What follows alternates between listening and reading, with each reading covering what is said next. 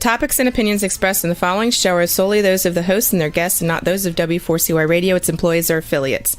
We make no recommendations or endorsements for radio show programs, services, or products mentioned on air or on our web. No liability, explicit or implied, shall be extended to W4CY Radio or its employees or affiliates. Any questions or comments should be directed to those show hosts. Thank you for choosing W4CY Radio. Welcome to the Ask the Expert show on W4CY Radio and Talk4 TV, where we bring you educational information from top local experts in the fields of legal, health, financial, and home improvement. Now sit back and listen to experts in family law, association law, hearing loss, business brokers, home care, along with many other topics. Now here are your hosts, Steve-O and Sophia. Hey, good afternoon, Orlando. Welcome to another Ask the Expert show, where we bring you top experts in the field of legal, health, financial, and home improvement. Oh, do we have a great show for you today? We have been inundated by your questions. This is a very hot topic, community association. And of course, we've got the top law firm in the state of Florida, K. Bender Rimbaum, their community association attorneys, and we have one of their finest attorneys. As you know, we have Alan Swartzside is usually here with us. Well, he's changed up a little bit.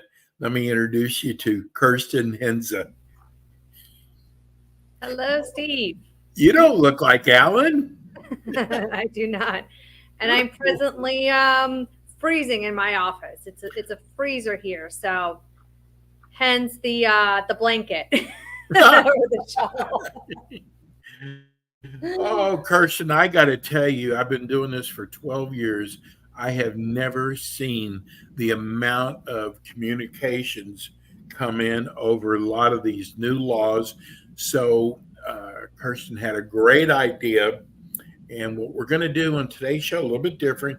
Actually, I'm turning the show over to Kirsten for about the first 30, 40 minutes. And she is going to explain a lot of these laws to you. We've got a ton of questions here also we're going to try to get to. Don't bother to call in today. We're not going to be answering the phone. We've got so much to go over. Kirsten, we're so glad we've got you, and just have that. First, tell everybody about K. Bender Rimbaum. Sure. K. Bender Rimbaum is a full-service community association law firm. We represent homeowners associations, condominiums, and co-ops throughout the state of Florida. Our main office is located in Pompano Beach, Florida, which is in South Florida, but we have multiple locations throughout the state, including Palm Beach Gardens, Orlando, which is managed by my colleague Alan, and then I manage the West Coast office for the firm, which is located here in Tampa. But again, we represent clients pretty much throughout the entire state of Florida. It's one of the, a lot of firms on their shingle shows them covering different areas of law, but you mainly do community association law. Yes, and I think that sets us apart from a lot of the firms that sort of dabble in this area of the law. This is our one and only practice area. It is our specialty. That is all we do 24/7. So, whereas other firms, might have community association law as, a side practice. This is our full-time practice. So, Kirsten, I always want to thank you because, you're one of the biggest firms in the state of Florida, but education is so important to K. Bender Rimbaum. You have so many classes, free classes that you offer, and then you do shows like this every month. Hats off to K. Bender Rimbaum. It's incredible how you go about educating people. Yes, Steve, we do a lot of free education for board members and managers. The law is just it's too complicated even for attorneys to decipher, and so we try to take the law and simplify it and educate board members and certainly managers. It's a lot of hard work, and we take a lot of time to prepare these courses, prepare the webinars, the seminars. So definitely encourage listeners, board members to go on our firm website and just check out the calendar. Every month we post new classes. So we'll be talking about shortage of classes. We'll be talking about those classes later on in the show. Well, the governor has signed off on a lot of laws, Kirsten, and thank God we've got you here to explain it all to everybody. Have at it. Sure. Yeah. I mean, a lot of questions that came from listeners in the last few days had to do with the new legislation. So figured might be a good opportunity to just touch on some of the more, they're all important, right? But some of the ones that stand out the most that affect sort of the day-to-day operations of both condominium and HOAs. So let's start quickly with the condominium bill, which was House Bill 1021. So it became effective July 1st. So the first changes have to do with the official records, primarily the definition, I guess, if you will, of the official records now includes documents such as invoices, receipts, deposit slips, payment records, building permits, and then board member education certificates. Certainly, these are all records of the day-to-day operations of the association, and should have been kept as part of the official records, but now the statute codifies these documents as being part of the official records. If any official record is lost or destroyed or is unavailable, the statute now creates an obligation on the board to make a good faith effort to obtain and retrieve these documents. If an owner makes a request for inspection of association records in response to the owner, the association now has an obligation to simultaneously provide a checklist identifying all the records that will be made available on the date of the inspection. The checklist also now has to identify the records that will not be made part of the inspection. The checklist has to be also kept as part of the official records for at least 7 years. There are now enhanced penalties for willful and repeated violations of board members who fail to provide access to records. Now, this does not pertain to the a board member or board of directors that is negligent in providing access to records. It has to be a willful and intentional act. So what the statute provides is that if a director now knowingly, willfully, and repeatedly fails to provide access to the official records, then the director commits a misdemeanor in the second degree. And a misdemeanor in the second degree carries a penalty of $500 fine or imprisonment not to exceed 60 days. But again, it has to be an intentional act. And repeatedly is defined in the statute to mean 2 or more violations in a 12-month period. Okay. Website requirements. So both the for condominiums and HOAs, there are new website requirements for condominiums. As it currently stands, if you operate a condominium with 150 units, you have to, or you have been, you've had this obligation to maintain a website. That threshold now is going to be, it has been reduced to 25 units. Whoa. and this requirement will go into effect January 1st. So by January 1st of 2026, if you're a condominium association that operates a condominium with at least 25 units, you now will have an obligation to maintain a website. And then the records that you're required to maintain on the website are all listed in the new statute. Not that much different from the records that you have to keep as part of your official records. Let's see.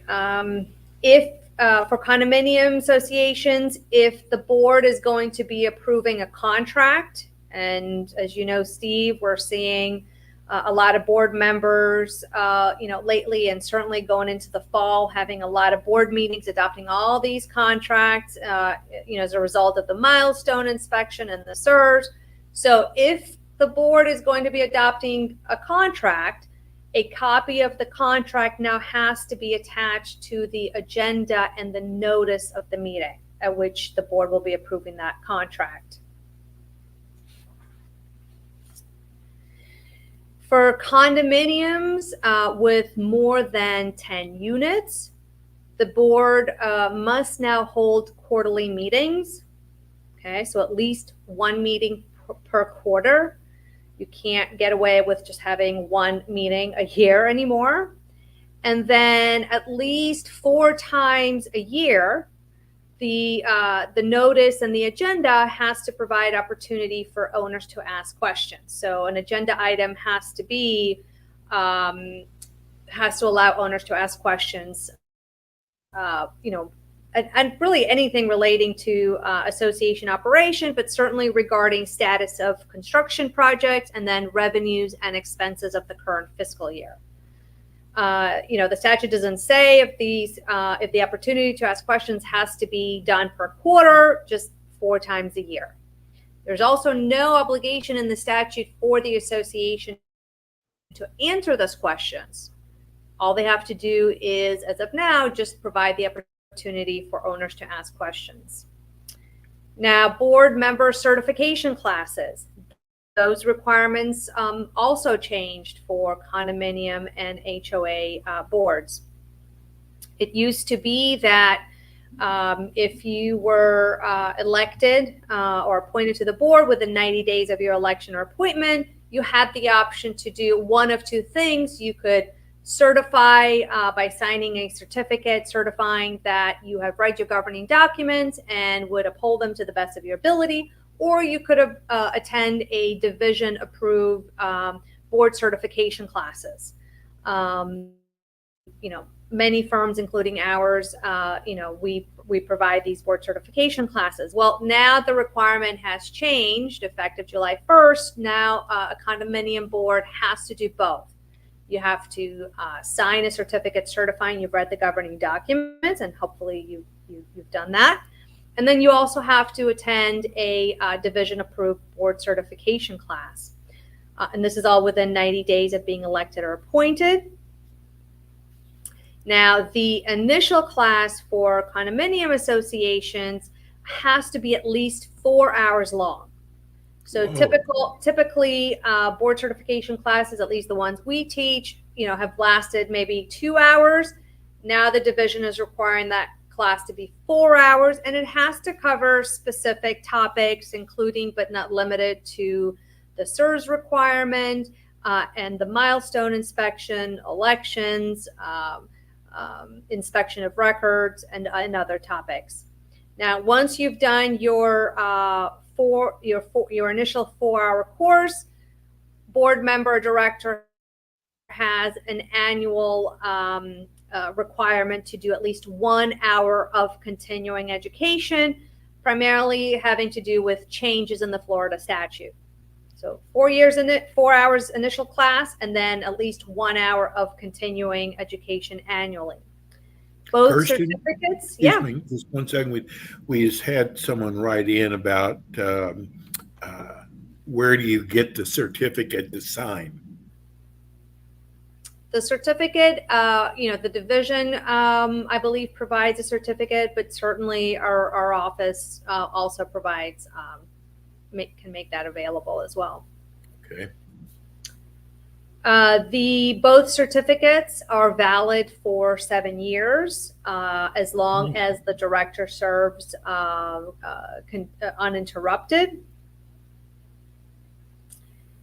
And then if a board member, if a director was elected before July 1st of 2024, the director still has to comply with these new requirements, but they have until June 30th of 2025. So new board members would be complying with this within 90 days of being elected or appointed. Those that were elected prior to July 1st of 2024 have about another year to comply with these requirements. And then another change in the statute, which applies to most condominiums, is that boards of residential and mixed-use condominiums have to adopt hurricane protection specifications with regard to color, style, material, and then any other factors deemed relevant to the board. So that's it as far as the major changes to the condominium statute. This is only, again, just a handful of important legislation. It's not intended to be a substitute for, a more in-depth legal update, and we certainly provide those. So check our website for dates and times of upcoming classes on the legal update. Let's go to your classes that are coming up. Sure. Let's see. So we have some classes coming up in August. I can't believe it's already the end of July. So the first class we have is on August 8th, and it's taught by Jeffrey Rembaum, one of our senior partners, and it has to do with updating the governing documents.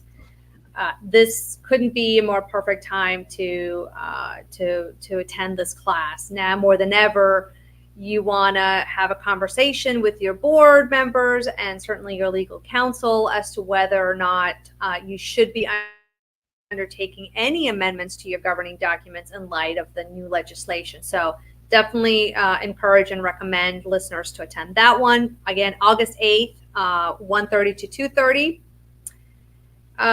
We have a legal update, actually taught by Alan Schwartzide. This one, though, covers the changes that went into effect in July of 2023. There's a lot of property managers that are trying to get their credits before the reporting cycle ends in September, and so this is one of those classes that they have to do. We do touch on the major changes to the SIRS and milestone inspection requirements, so if you haven't taken that class, definitely it's a good one. If you can't make the August 8th class on updating the governing documents, we're certainly offering another webinar on this, August 22nd from 12 to 1. August 23rd, we have a class on navigating the Fair Housing Act, and this one's going to pertain specifically to assistance animals. So will be a discussion of assistance, service animals, and then pets. Our first 4-hour condominium board certification class will be taught by Michael Bender, another senior partner of the firm. This will be on September 5th. And then we have a covenant enforcement class for HOAs and condominiums September 10th, which will be taught by Alan Schwartzide. And that's going to go over basically the remedies and enforcement options of both condominiums and HOAs.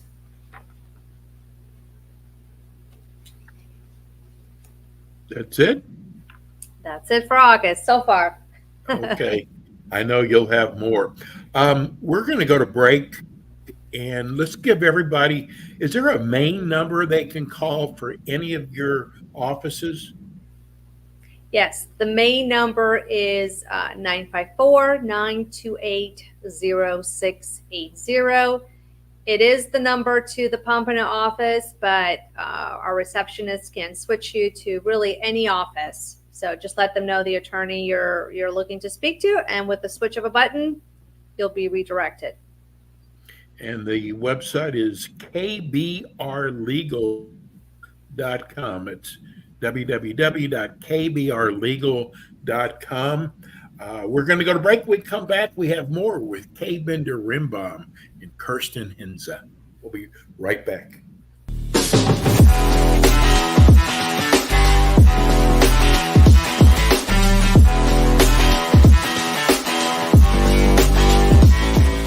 Kay Bender Rimbaum is a full-service community association law firm dedicated to the representation of community associations throughout Florida. On kbrlegal.com, you can learn more about their offices in Pompano Beach, Palm Beach Gardens, Orlando, Tampa, as well as throughout Miami-Dade by appointment. Several Kay Bender Rimbaum attorneys are board-certified specialists in condominium and plan development law and assist clients with all matters of community association legal issues while keeping them up to date on new developments that affect their associations. Kay Bender Rimbaum is also a well-known provider of free legal education for managers and board members. Contact Kay Bender Rimbaum today by calling 800-974-0680. That's 800-974-0680 to reach any of their locations. You can also visit them online at kbrlegal.com or write to them at info@kbrlegal.com. And we are back with the Ask the Expert show on W4CY Radio and Talk4 TV with your hosts, Steve-O, Sophia, and their expert guests. We are back. This is the Ask the Expert show. We are with you every Thursday from, this is Eastern time, 5 to 5:50. This is the last Thursday of the month, so that means Tampa. This is our Tampa show. In fact, tomorrow will be our South Florida show, back-to-back shows. We have Kirsten Hinza, and she has been explaining for the last 30 minutes about these new laws that have taken effect, and there are a lot of them. We have had so many people write us questions. This is without a doubt our most popular show. People get very involved with this show. I guess let's go to the questions now. And I just noticed that a lot of the questions coming in, we've been asking you to let us know if you're an HOA or condo. And I think we're getting everybody to give us whether an HOA or condo. So let's go to Monte. This is an HOA, Kirsten. On the website, what documents go on front page open to the public, and what documents go on the members only sign in the portal protected area? Sure. So the documents that should not be made accessible to owners would be documents that are protected by attorney-client privilege. So certainly any written communication between the board and legal counsel should not be posted on the main website. And then primarily, records that pertain to, any sale or lease approval. So any information, if you're an association that is allowed to approve or disapprove, sales, leases, and you obtain information regarding the applicant through background checks, or if you've done a criminal or financial background check and you've obtained reports, certainly social security numbers, phone numbers, none of those records are accessible to either the unit owner who's selling or leasing, and certainly not to any other unit owner or homeowner. We haven't done also the legal update for the HOA, Steve. So I don't know if you want me to just quickly go over those. I don't want to leave the HOA listeners in limbo here. No, let's do that. Okay, so let me just quickly go through House Bill 1203, which affects homeowners associations. So just like with condominiums, there is a new website requirement.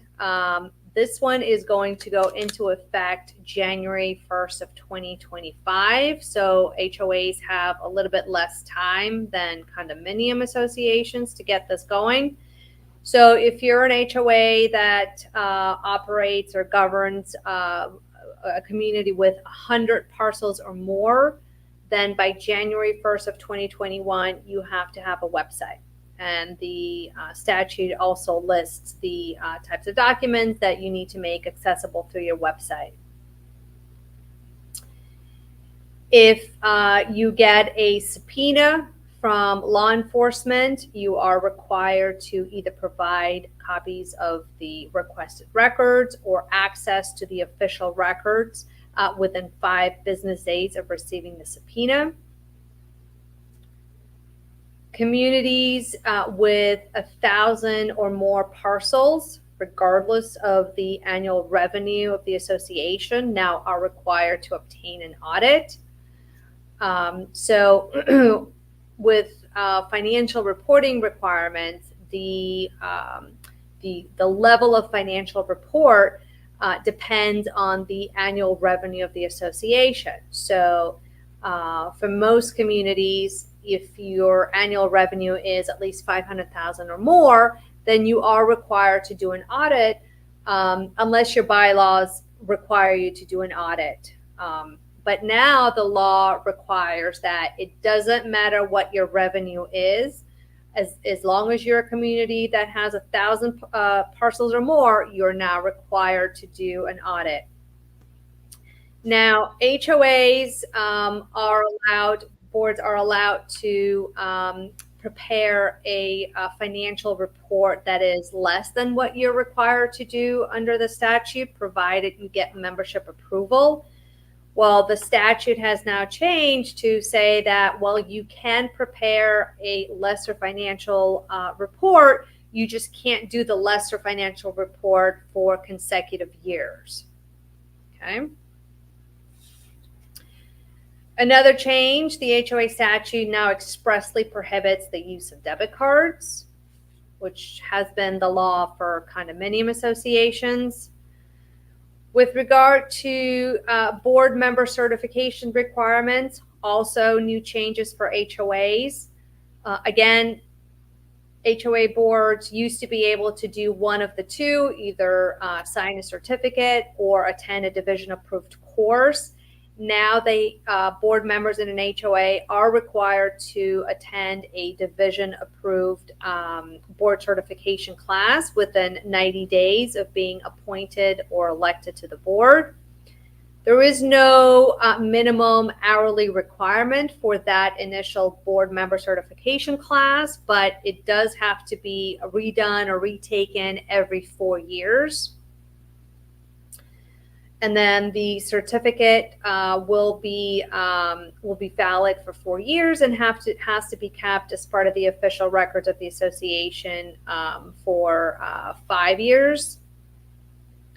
Now, in addition to the initial board member certification class, if you are in an HOA that governs less than 2,500 parcels, director has an additional 4-hour requirement of continuing education to do annually. And then if your community if your association operates in communities with more than 2,500 parcels, then your annual continuing education requirement goes up to 8 hours. So it's 4 and 8, depending if you're community with less than 2,500 parcels or more. Now, among the requirements or covenants or rules that the association and HOA association cannot enforce include any requirements having to do with interior changes to the lot that are not visible from the exterior or an adjacent lot or the common areas or a golf course. So if an owner wants to redo their kitchen or do any other kind of improvement or alteration inside the lot, the association can no longer require them to submit an ARC request form or require them to get approval, as long as the change is not visible from the exterior. While, for most HOA associations that govern communities with single-family lots, that's not a big deal. But there are communities in Florida that are townhomes and are governed under Chapter 720. So, of course, the statute doesn't address those types of communities, which, as you know, townhomes, they do share walls and they do share roofs. And so we'll see if there are any changes next year addressing those particular types of communities. An HOA association also cannot require approval, ARC approval for HVAC system replacement, as long as it's not visible from the exterior of the lot and as long as the system is substantially similar to one that the association has approved in the past. The new statute also criminalizes certain conduct, such as receiving kickbacks, which subjects directors to imprisonment and fines. Whoa. A big hot topic change in the law is that now the statute says an association cannot prohibit the parking of personal vehicles, which include pickup trucks in driveways or any other areas where the individual has the right to park. Which, as you may know, Steve, there are a lot of community associations that expressly prohibit the parking of trucks and then the parking of commercial vehicles. So another change to the statute is that associations can't prohibit owners, tenants, or guests or their invitees from bringing or parking a work vehicle that does not constitute a commercial vehicle. Now, there is a Florida statute that defines what is a commercial vehicle. And it's not a vehicle that just, has, signage on the exterior, Joe's Plumbing, or one that has a visible equipment or tools. A commercial vehicle, and I'm simplifying, but it's one that exceeds, I believe, 26,001 pounds or has 3 or more axles. So that's what the statute classifies as a commercial vehicle. The Joe's Plumbing truck does, unless it exceeds this weight or the number of axles, would not classify as a commercial vehicle. So you would not be able to prohibit Joe's Plumbing truck from parking pursuant to the statute. Let's see. The HOA also cannot prohibit contractors from entering or from doing any work on a parcel, which contractor is not on the preferred vendor list of the association. So, many associations have a list of who they prefer to work in the community. So, no longer can prohibit those contractors or require them to provide proof of license. Now, there is another House Bill 293. That one became effective May 28th of 2024. And that one has to do with hurricane protection specs. An association has to adopt hurricane protection specifications as to color, style, materials. And hurricane protection is defined in that bill and includes basically your roof system, your shutters, your impact windows, doors, and other similar structures needed for hurricane protection. So if you're an HOA and you haven't adopted these hurricane protection specs, you must do so. And then, as I tell clients, if the board meeting at which these specs are adopted, it's not just a 48-hour notice. Notice of that meeting should be mailed out to the owners at least 14 days in advance. And then once the board adopts these specs, a copy of the specs should be provided to all the owners in order for these specifications to go into effect. There were also some changes having to do with fines. Let's see, an association, an HOA association can no longer, you can't levy a fine for leaving your garbage cans out within 24 hours before or after the designated garbage pickup day. And you also can't levy a fine against an owner for leaving holiday decorations or lights up unless they have not been removed after 1 week after the association has provided the owner with written notice of the violation.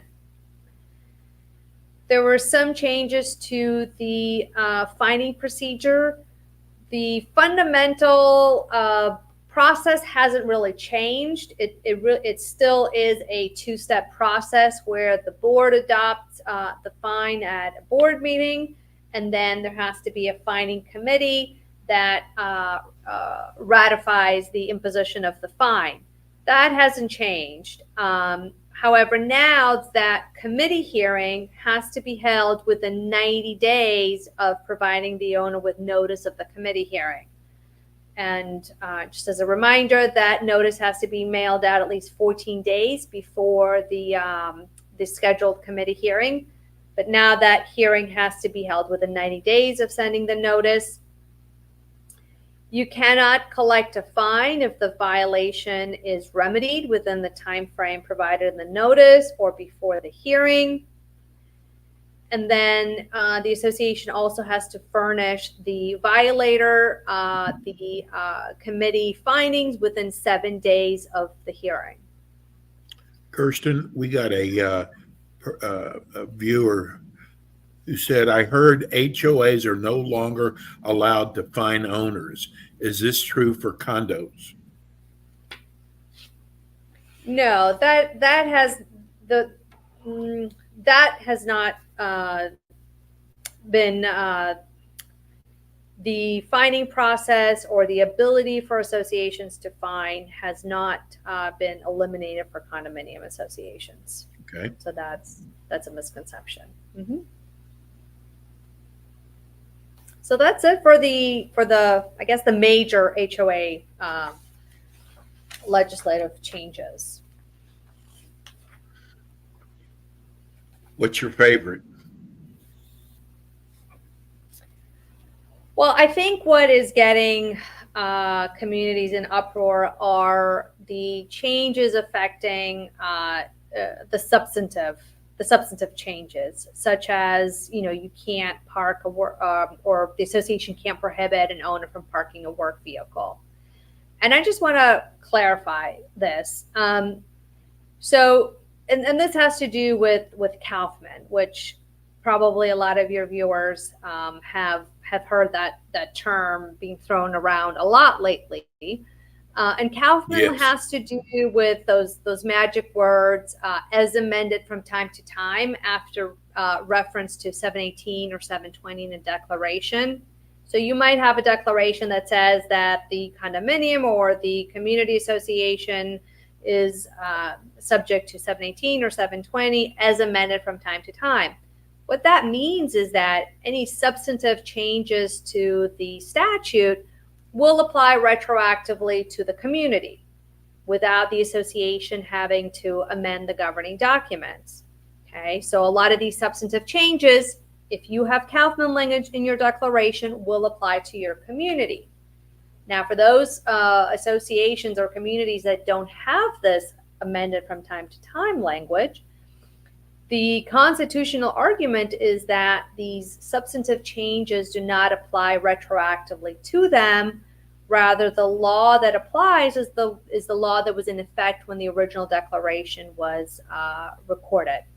This is a very complex area of the law, and I'm absolutely simplifying it here, but the main takeaway here is get with your legal counsel, review your governing documents, see if you have Kaplan language, and then have a discussion of how these legislative changes apply to your community and what, if anything, you need or should amend to protect the interests of the association.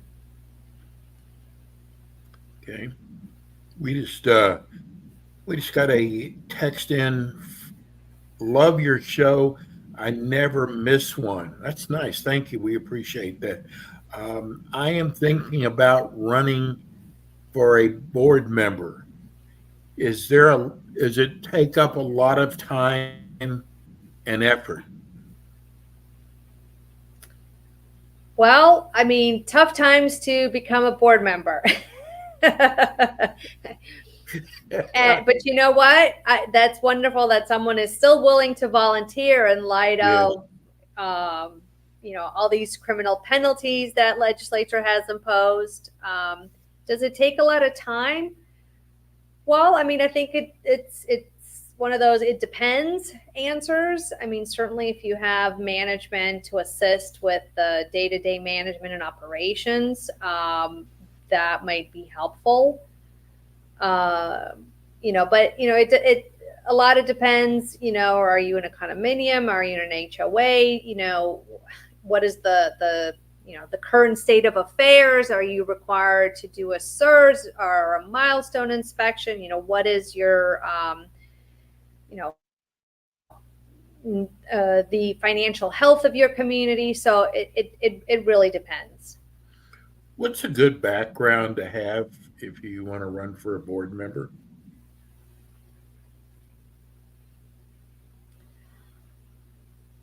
I mean, I think,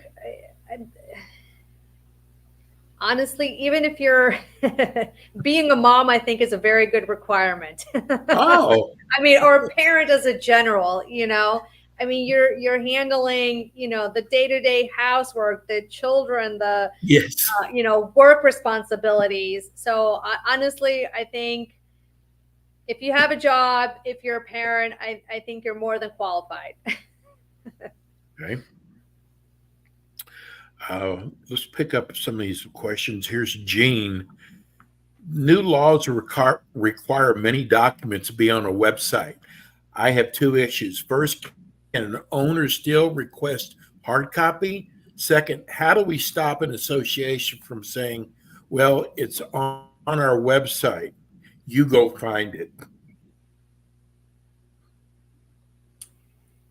Yes, and I mean, even if certain documents are on a website, an owner from both condominium and HOA, for condo and HOA associations, are still entitled to request access to the official records and see them. Now, the condominium statute has been amended to now say that if the document requested by the owner is on the website, that could satisfy the obligation of the association relative to that inspection request. There's no similar language for HOAs, so I would say if an owner's making a request to inspect association records, that you allow that inspection even if that document's already posted on the website. Okay. What about viewer wants to know, are those finding committees for condos as well? Yes. The requirement to have a finding committee is both for condominiums and HOAs, as well as the requirement to provide owner of the finding committee hearing. You have to provide the owner with, or the violator, at least 14-day notice. So that's also a requirement for both condos and HOAs. Okay. Jordan wants to know, if an owner requested to see documents that a public insurance adjuster submitted to the condominium's insurance company, would the condo association be required to comply with that request? I would think so. I don't see anything about that document being exempt from inspection, certainly not protected by attorney-client privilege. It would seem just, another record that is relative to association operations. So should be maintained as part of the official records, and certainly if a owner requests or makes a proper written request for inspection, that it should be made accessible. Rex once he said, I heard Bill 59 passed. I heard it goes into effect October 1st. Does it say physical or digital rules have to go to everyone in the association, condo, and HOA? Does that include if the rules are amended, the association has to supply everyone with the amended? So House Bill 59, it's effective July 1st of 2024, but the compliance has to be done before October 1st of 2024. Okay, so it's not that it goes into effect then. It's already in effect. The association just has to comply with it before October 1st of 2024. And what it essentially provides is that the association has to provide physical or digital copy of the association rules and covenants to every member. And yes, if there have been amendments to the rules or the covenants, then you are required to also provide a copy of the amended rules and covenants to all the owners. And the requirement can be met by posting a copy of the rules and covenants on a direct link or on the homepage of the association's website if the website is accessible. But then if you are providing copies of the rules and covenants by posting on the website, then you are required to notify owners that you're meeting this requirement by posting the documents. And that notice has to be provided to the owners either by email to those owners who have consented to receiving official notices by email, or it has to be mailed. Well, believe it or not, we have run out of time. We've got so many questions asked. I'll tell you what, if you'd like tomorrow at 5 o'clock, you can tune in for our South Florida show. We'll probably get to more questions then. Kirsten, what a great job you did. Let's give everybody the phone number again and website address. Yes, the phone number, the main phone number is 954-928-0680. And the firm's website is kbrlegal.com. Great job. We will see you again next month. And tune in tomorrow, 5 o'clock, for our K. Bender Rimbaum show. And we'll see you all next week also. Take care. Thanks again, Kirsten. Great job. Thanks, Steve. Thanks, everyone, for listening.